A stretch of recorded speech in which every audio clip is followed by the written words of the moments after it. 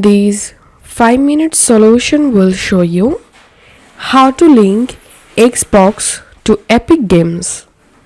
First of all, open Epic Games website and log into your account. Now hover over on your profile and click on Account. Once you are in your account settings page, scroll down to this left-hand menu and click on Apps and Accounts.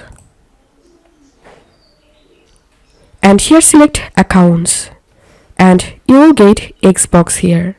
So click on Connect.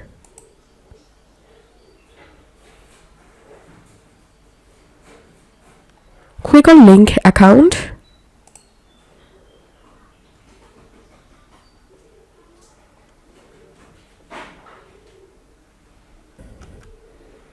Click on Accept.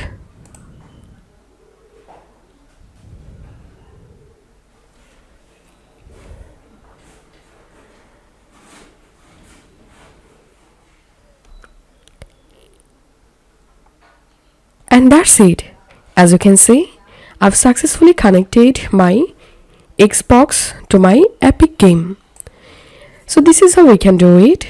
If you find this video helpful, don't forget to subscribe 5-minute solution. See you in the next video.